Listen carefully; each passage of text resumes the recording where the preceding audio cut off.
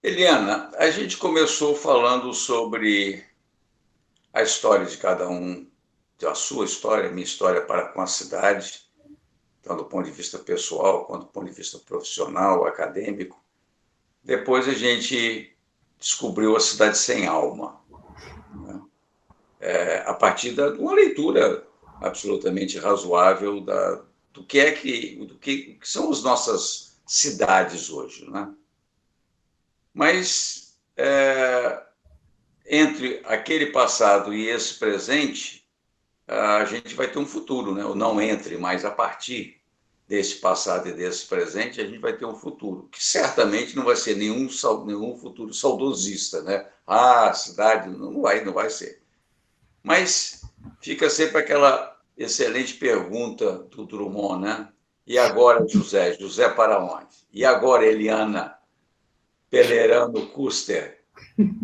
Para onde, Eliana? Eu acho que eu retomo um pouco do nosso fio condutor do bloco anterior. Eu acho que a compreensão das diferentes exclusões, e a gente falou de duas, né? A gente falou da exclusão social, da cidade dos excluídos e da cidade dos que se excluem, mas a gente tem muitas outras exclusões na cidade. E antes da gente caminhar para uma cidade que seja inclusiva, a gente precisa reconhecer essas exclusões. A gente tem uma exclusão étnica, a gente tem uma exclusão etária. Cidades não são feitas para idosos. As nossas calçadas, a nossa velocidade, o tempo que os nossos sinais permanecem fechados para os automóveis, não são feitos para pessoas idosas, não são feitos para pessoas com deficiências. E a gente tem uma exclusão de gênero. E nesse momento é esse tema que eu tenho trabalhado. É o tema do meu pós-doc recente. Eu acho que a gente tem mais de 50% da população de toda e qualquer cidade no mundo, ela é excluída das suas ruas. As mulheres não estão seguras nas cidades. As cidades não são pensadas para as mulheres. E isso esbarra diretamente, isso que eu estou falando, é um lugar absolutamente comum, é senso comum, todo mundo reconhece, mas isso, para mim, esbarra exatamente no planejamento urbano, esbarra naquilo que o Lefebvre lá atrás chamava de direito à cidade. Nós, mulheres, não temos direito à vivência plena da cidade. Nós não temos direito a estar em qualquer lugar da cidade, a estar em qualquer horário nas ruas da cidade, a estarmos sozinhas em determinados espaços, em determinados locais. Nós deixamos de ter uma fruição plena de tudo que a cidade poderia nos oferecer. E isso é mais cruel ainda quando a gente pensa que nós somos a principal categoria a estar nas ruas, porque a mobilidade da mulher no espaço urbano é muito diferente da mobilidade do homem. Primeiro, em qualquer estatística que você vá olhar, o principal usuário do transporte público é mulher. Em qualquer ônibus que você entre, você conte quantos homens e quantas mulheres a gente tem ali, a maioria vai ser de mulheres. Além disso, a mobilidade da mulher, ela não é pendular. O que é uma mobilidade pendular, né? Que é um termo do planejamento urbano. É o sujeito que sai de casa de manhã, vai para o trabalho, eventualmente volta para casa no almoço ou não, ou come ali por perto, e volta para casa à noite. Então, ele faz esse pêndulo durante o dia. Ele transita no espaço urbano nesses dois horários prioritariamente, naquele horário do rush de manhã, no horário do rush no final da tarde. Qual é a mobilidade da mulher? Ela é a micromobilidade. A mulher sai de casa, leva o filho na escola, passa no supermercado, vai trabalhar, na volta passa na lavanderia e pega roupa, pega o filho no inglês, ela faz milhares de coisas. E nem as nossas cidades, que são fruto lá do movimento moderno, que dizia que a cidade estava dividida em setores. Então, você tinha o setor do trabalho, você tinha o setor do lazer, você tinha o setor da habitação. E, obviamente, como você tem esses três setores que não se comunicam, você tem um quarto fator muito importante, que é exatamente o fluxo entre eles. Então, a gente tem uma forma de cidade hoje que se deriva desse raciocínio, que fez sentido num certo momento, mas que me parece que deixou absolutamente de fazer sentido hoje em dia, porque isso criou um espaço urbano que é totalmente dependente do fluxo de automóveis. No caso do Brasil, é do fluxo de automóveis unitários, né? Não dá nem para a gente falar do transporte público. Ah, isso está mudando? Tá, mas precisa mudar com muito mais impacto, né? A gente precisa ter uma cidade que inclua cada vez mais outros modais de transporte, não só outros modais de transporte público, mas mesmo outros modais de transporte individual, a bicicleta, o patinete, o caminhar a pé. Só que para eu conseguir ir a pé aos lugares, os lugares têm que ser relativamente próximos. Se eu tenho bairros que só têm residências, o que eu vou fazer saindo de casa? Para andar numa rua que normalmente está vazia, né? Então, isso tudo para dizer que, na verdade, essa perda, né? Vou retomar o que eu comecei falando, que era a ideia da exclusão das mulheres, é uma perda para nós mulheres, mas também é uma perda para a cidade, porque ela deixa de ter no seu espaço pessoas exercendo plenamente o seu direito de estar ali, o seu prazer de estar ali. Pessoas que vão para a rua como se preparassem para uma guerra. Pode parecer um exagero isso que eu estou falando, mas se você for olhar qualquer mulher falando sobre como é a experiência dela no espaço público, ela, antes de sair de casa, tem que se preparar. Ela tem que pensar na roupa que ela vai usar, ela tem que pensar no caminho que ela vai pegar, em qual vagão do metrô ou em qual ponto de ônibus ela vai pegar, porque determinados lugares são mais arriscados para ela, né? Em algumas cidades a gente tem essa história do vagão do metrô exclusivo para mulheres, e é um paradoxo, porque, de alguma maneira, olhando para o mundo real, é bom que ele exista, mas, por outro lado, é um absurdo que precise existir um vagão de trem ou de metrô que seja exclusivo para mulheres. E que mundo é esse que a gente precisa fazer essa segregação para que as mulheres se sintam minimamente seguras, pelo menos naquele espaço de tempo, né? Então, todas essas micronormalizações que a gente vai fazendo, e às vezes a gente nem percebe, né? Se você está na praia e você mora perto da praia, você sai da praia de chinelo e calção de banho sem o menor problema, sem se sentir nem um pouco constrangido. Uma mulher jamais vai fazer isso, não vai sair de biquíni e chinelo da praia. E deveria poder, né? Uma mulher pega um Uber para voltar para casa à noite, depois de uma noite com as amigas, e quando ela chega em casa, ela avisa as amigas, olha, cheguei bem. Ou quando ela entra no Uber, ela manda a placa do Uber para que alguém saiba onde ela está. E isso é uma normalização que a gente faz no dia a dia, mas isso não é normal. A gente tem que parar de encarar essas exclusões, essas atitudes de proteção, e obviamente a gente tem que ter essas proteções como normais, né? Um tempo atrás estava conversando com uma amiga que tem uma filha adolescente, pré-adolescente, e outro dia ela se viu numa situação, a menina estava saindo com uma roupa, um decote, uma saia, ela falou, eu fico na dúvida, se eu chamo e falo para ela trocar de roupa porque eu quero ela protegida na rua da cidade, ou se eu deixo ela sair daquele jeito porque eu não quero criar uma filha encolhida, criar uma filha que tenha medo da cidade. A gente tem mulheres hoje que têm medo do espaço urbano. Isso é uma perda para as mulheres, mas isso também é uma perda para a cidade, né? A gente tem espaços nas cidades para diversas categorias, né? Os homens ocupam prioritariamente todos os espaços, mas a gente tem espaços para crianças, áreas reservadas nas praças, a gente tem até espaço para cachorro.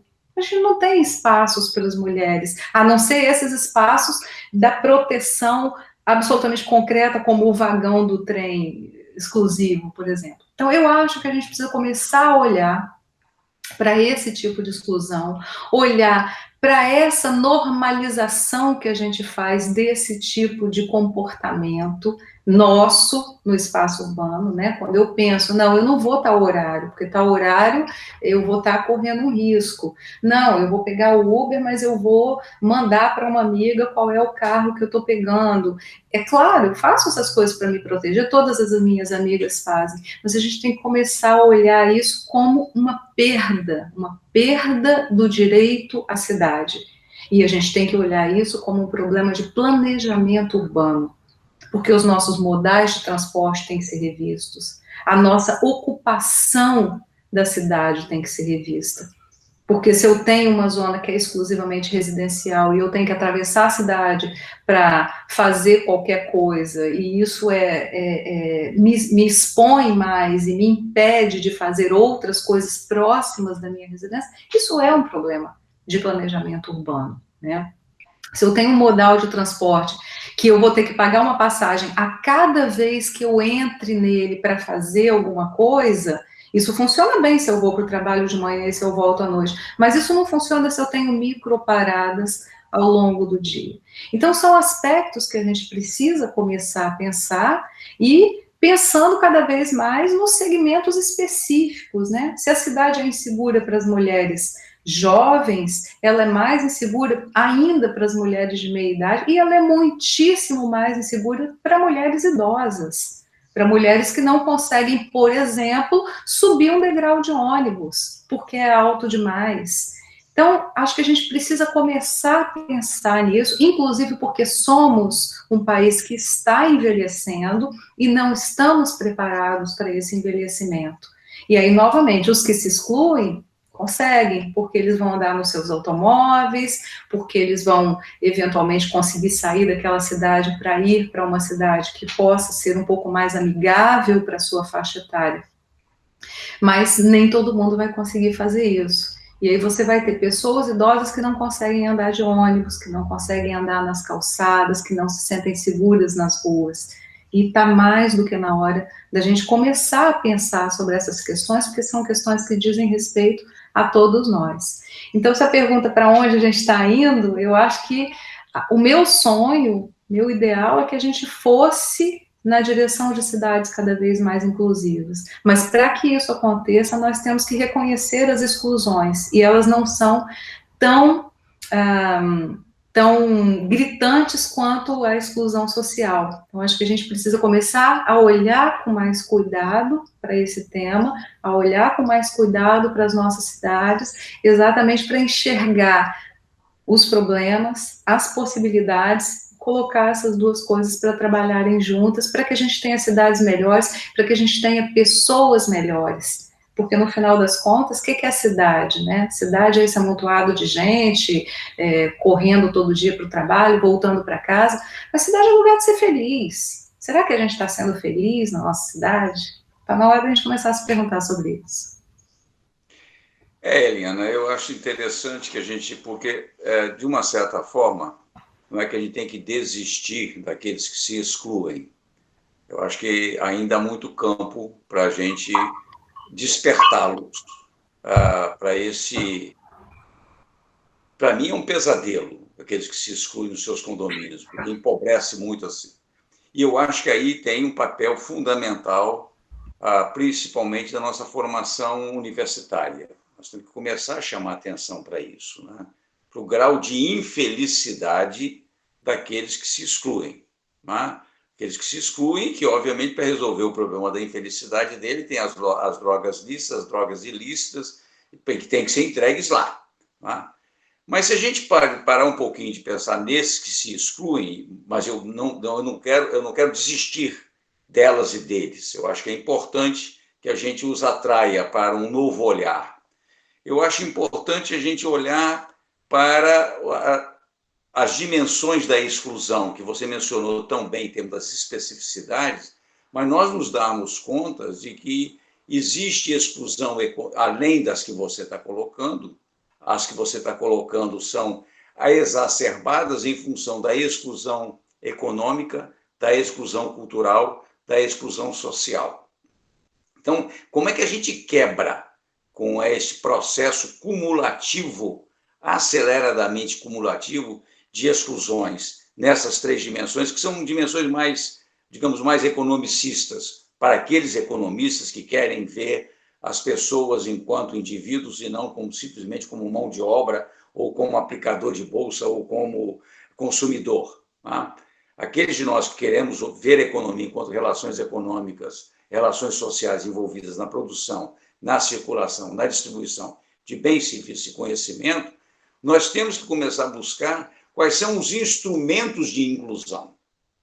Então, tem um instrumento de inclusão que é, sem dúvida alguma, a gente ter uma habitação social razoável. É um instrumento de inclusão. Nós temos acesso à educação universal, não é? Para todo, universal, o acesso a um sistema único de saúde. Mas nesse momento, eu estou muito envolvido e muito movido para o que eu chamo da inclusão digital.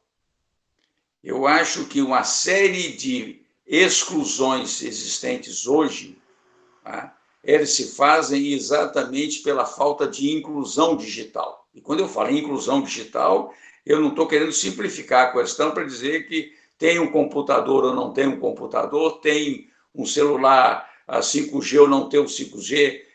Não, como é que eu uso a televisão, como é que eu uso o computador, como é que eu uso o aparelho móvel para eu criar outros patamares de relações econômicas, de relações culturais, de relações sociais.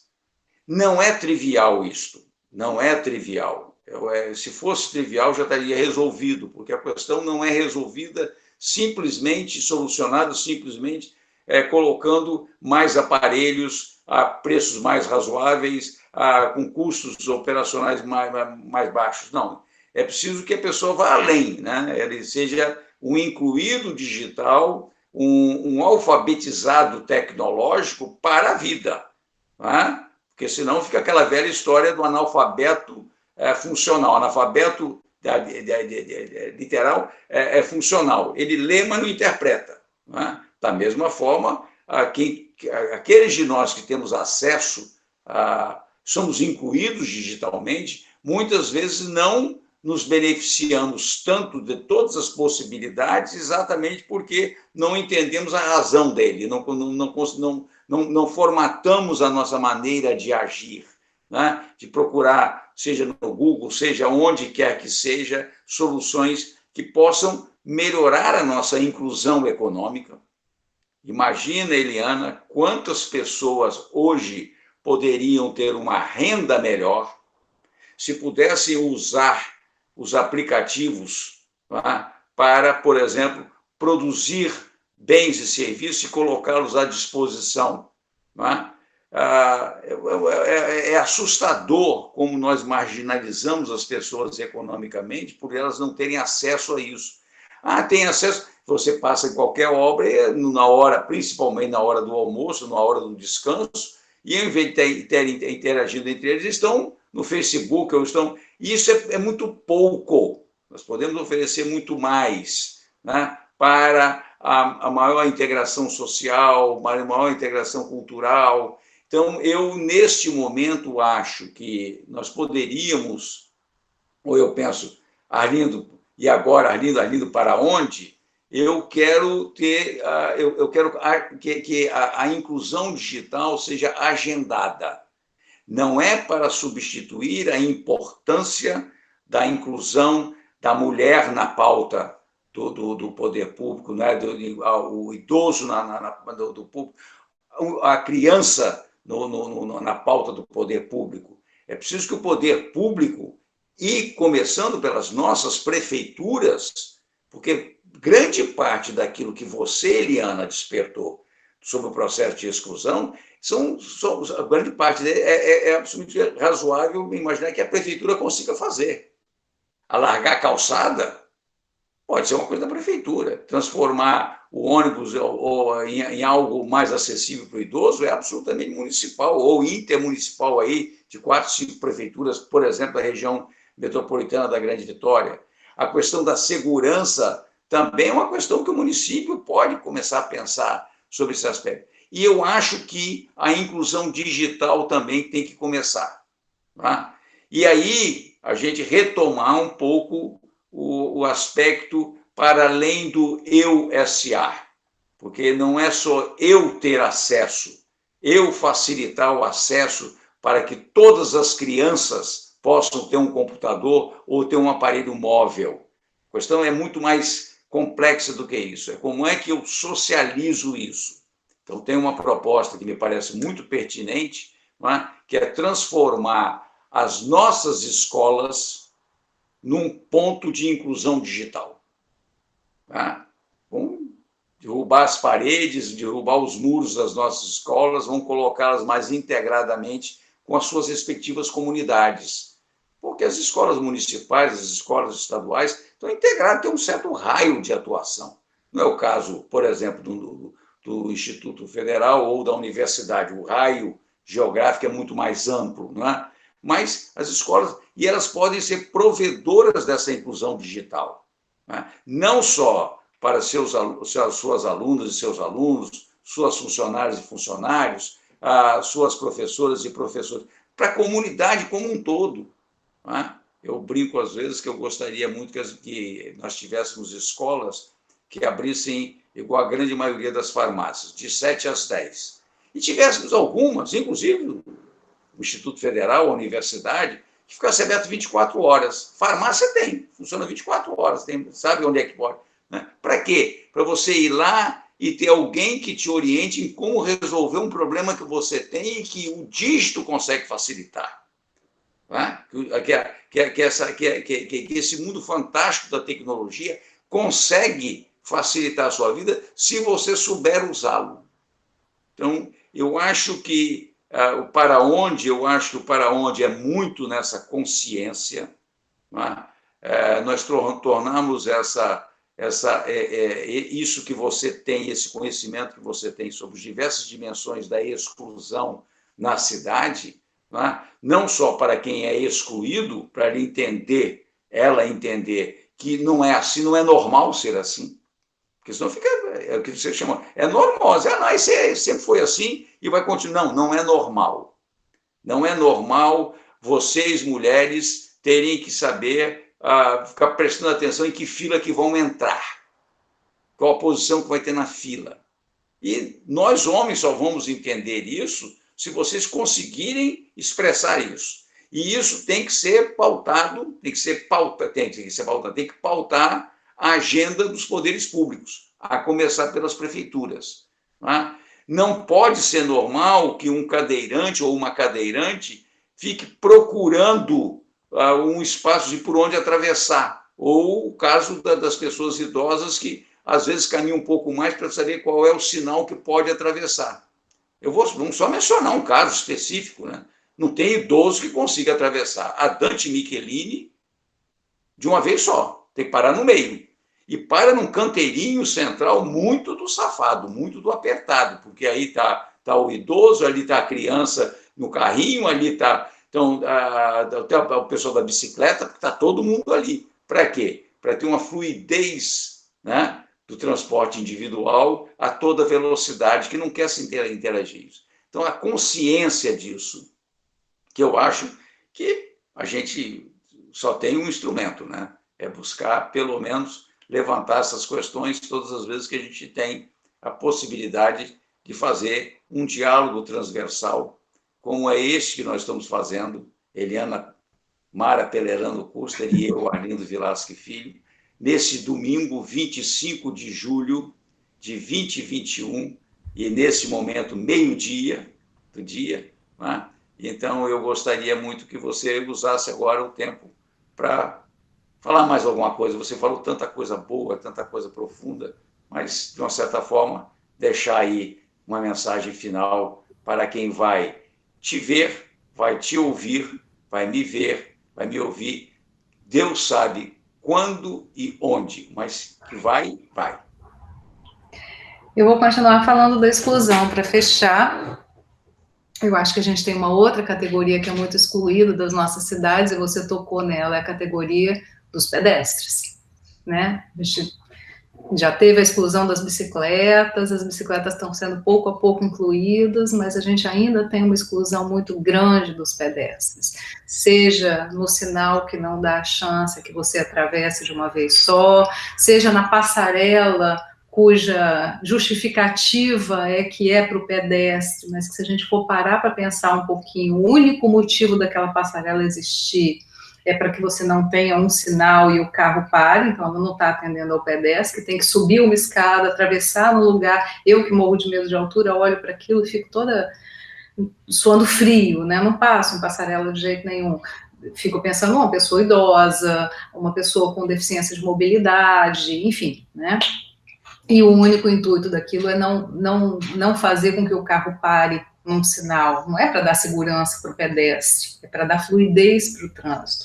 Então, essa ideia da exclusão, de uma outra exclusão, que é exatamente essa exclusão do que é o mais humano na cidade, né? Cidade sempre teve muito significado, cidade já foi o mercado, cidade já foi o ponto da segurança, né? As cidades da Idade Média, que eram cercadas, e aí elas representavam a segurança contra o mundo hostil lá fora. Cidade já foi o lugar da política, com os gregos, com a ágora, onde alguns eleitos tinham a palavra, e a gente convencionou chamar isso de democracia, embora a gente possa questionar hoje quem eram esses eleitos que tinham voz na ágora, mas cidade nunca deixou de ser encontro, ela sempre foi esse encontro, motivado por diversas possibilidades da segurança, do mercado, da interlocução com o outro. Cidade sempre foi encontro, e esse encontro está sendo excluído da cidade. Então, a gente tem níveis de exclusão. A felicidade está sendo excluída das nossas cidades estão muito tristes, né? Cidades que já foram sinônimo, aqui no Brasil especificamente, cidades que já foram sinônimo de alegria, né? Vitória já foi uma cidade mais alegre, o Rio de Janeiro era a cidade que de alguma maneira era a metonímia do brasileiro, né? Esse brasileiro leve, esse brasileiro musical, esse brasileiro que tinha esperança no futuro, e que essa é uma outra exclusão das nossas cidades, né? Exclusão da esperança. Então, acho que a gente tem que começar a reconhecer essas coisas, reconhecer esses níveis, esses elementos palpáveis e impalpáveis, né? Humanos e afetivos que estão sendo excluídos nas nossas cidades, para que a gente as torne mais inclusivas, para que a gente as torne mais convidativas e para que a gente as torne espaços de felicidade. Nesse sentido, eu acho que é de conversas como essas que a gente vai fazendo, é de pequenas ações, é sair um dia a pé em vez de usar o carro, é deixar uma coisa para doação, para quem quer que pegue na rua, no espaço público, é usar um terreno vazio ou um espaço intersticial desses, um canteiro, uma rotatória, para fazer uma horta urbana, é criar uma pintura no chão para que as pessoas sintam que ali tem alguém que se importa, né? Eu acho que essa ideia do eu me importo com essa cidade é uma coisa que a gente precisa colocar na rua, para que seja visível. Tem um exemplo que eu sempre uso com os meus alunos de planejamento urbano, e na esquina do IFES, na esquina do nosso estacionamento, fica o limite com o bairro residencial, prioritariamente residencial, que é o bairro de Jucutuquara. E ali perto tem uma casa, e que o proprietário dessa casa resolveu que ele ia fazer na frente da casa dele, no espaço público, uma coisa que eu chamo de Poço dos Desejos. Então ele foi lá, empilhou uns pneus, fez uma estrutura, botou uns elementos, uma garça de cerâmica, uns anões de jardim, uns cogumelos, negócio horroroso. Cada vez que eu passo por lá, eu olho e falo, gente, que trem feio. Mas, por outro lado, por mais que eu não goste, né, como eu também não gosto daquele letreiro escrito Vitória, que fica perto da sua casa, lá todo pintadinho, esteticamente não me agrada. Mas o que essas coisas me mostram? Elas me mostram que alguém se importa, né? O cara lá da casa se importou, pegou os pneus, comprou os anões de jardim, fez a estrutura dele. A prefeitura ainda que possa ser uma estratégia de marketing, etc., fez lá a escultura com o nome da cidade, foi pintada de cores diferentes, e eu vejo o quanto aquilo atrai as pessoas. Sempre que eu passo ali, tem alguém tirando foto, junto daquilo, né? Então, assim, essa ideia de alguém se importa com essa cidade, isso eu acho que é uma coisa que a gente precisa resgatar. E resgate através desse tipo de conversa que a gente acabou de ter, né? Resgate através de conversa de botequim, resgate através dessas pequenas ações. Eu acho que cada um de nós vai ter formas, é uma questão de se dispor a encontrá-las, né? Formas de intervir na cidade, concretamente, subjetivamente, para a gente passar a ter uma cidade que seja mais inclusiva, mais convidativa, mais afetuosa e mais feliz. Obrigada pelo convite, foi um prazer estar com você aqui hoje.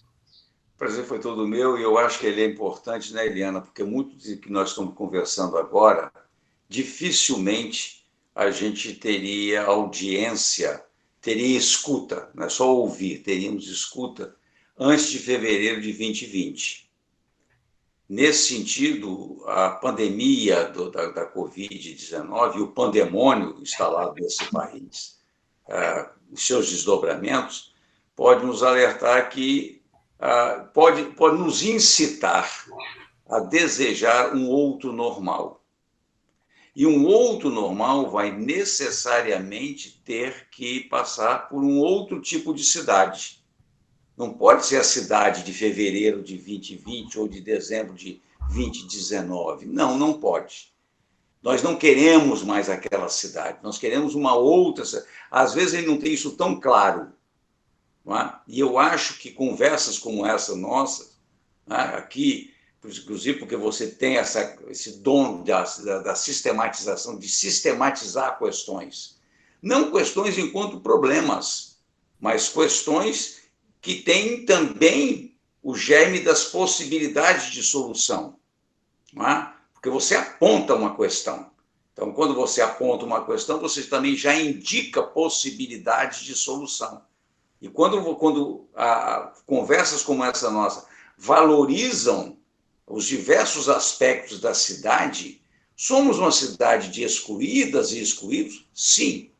Mas se nós dermos vez a essas excluídas, a esses excluídos, essa cidade vai ficar muito mais charmosa, muito mais alegre, muito mais rica, inclusive do ponto de vista econômico. Muito mais rica do ponto de vista cultural, muito mais rica do ponto de vista social, muito mais rica do ponto de vista político. Né? Vai ficar cada vez mais agradável. Né? E, no fundo, eu entendo que algumas e alguns de nós, passado por todo esse afastamento físico, que continua necessário, né? Estando já praticamente não aguentando mais, a gente se dá conta de quão importante é eu olhar o meu externo. Não é? E o meu externo não é só o meu externo físico. Quão importante é olhar o meu semelhante e me importar com ele e querer cuidar dele. Porque se eu não cuidar do meu semelhante, eu estou descuidando de mim mesmo. E isso a pandemia nos ensinou na base do grande murro, né? O grande murro, nós tomamos uma pancada nesse sentido, de se dar conta disso. Não é? De que se eu não cuido de quem está no meu entorno, seja meu entorno de afeto, seja no meu entorno de quem me ajuda, seja no meu entorno das pessoas que me procuram para algum exercício profissional, se nós não cuidarmos deles, eu estou descuidando de mim mesmo. Eu acho que essa é uma coisa que, de repente, esse diálogo transversal com Eliana Mara Pelerano Custer, eu espero que repercuta em você que está nos ouvindo, nos vendo, onde e quando nem Eliana nem eu sabemos. Paz e bem.